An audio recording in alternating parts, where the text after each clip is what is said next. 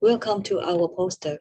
Macrophage cytokine SPP1 increases growth of prostate intraepithelial neoplasia to promote prostate tumor progression. Prostate cancer development and progression are associated with increased infiltrating macrophages, as you can see here in those tissue samples. Prostate cancer is derived from prostate intraepithelial epithelial lesions, as we know as PIN. Through the whole talk will be referred to PIN. However, the effect of macrophages on PIN progression remain unclear. This study is to dissect the role of macrophages in PIN. We use a 3D culture system to investigate the effect of macrophages in PIN cell growth.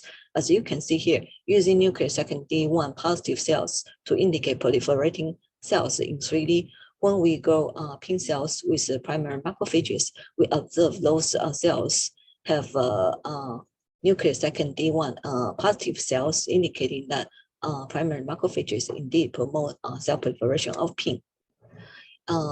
Macrophages can be repolarized to two subtypes, including inflammatory and immunosuppressive, in response to the local stimuli.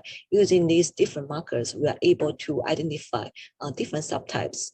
As we can see here, using CD68 to label infiltrating macrophages around the PIN areas, we found that those macrophages are CD206 positive instead of CD38 positive.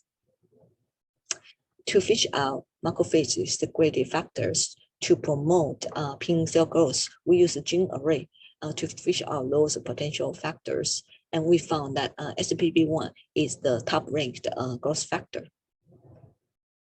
Again, using our 3D culture system, we are able to show that in response to recombinant SPP1 treatment, PIN cells have higher ratios of nuclear second D1 positive cells, again suggesting that SPP1 is able to promote cell proliferation of PIN.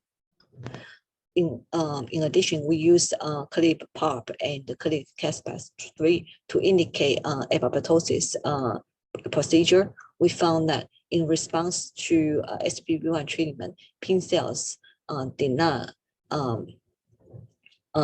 have a clip PARP, no clip Caspase-3, suggesting that under these conditions, cells did not undergo apoptosis. It has been reported that SPP1 receptors, including integrin alpha V, integrin beta 3, integrin beta 1, and CC44, and we found all those reported SPP1 receptors present in our PIN cells. In addition, we also found those molecules in the patient PIN cells. It has been reported that SPP1 is able to activate several signaling pathways, including AKT-JNK, ERK, P38, SRC, and NF-kappa B signaling to promote cell proliferation in other cell types.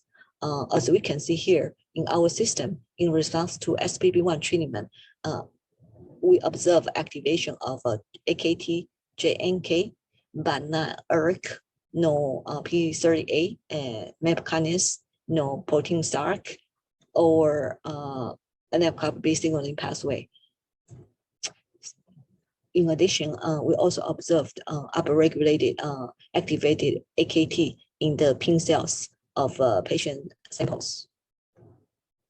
We next to test if we inhibit AKT or JNK using the inhibitor SP or watermelon, whether that will bring down SPP1 induced cell proliferation in our 3D culture system. Indeed, when we treat cells with SP, which is an inhibitor for JNK or watermelon, which is an inhibitor for AKT, we are able to bring down SPP1 induced cell proliferation.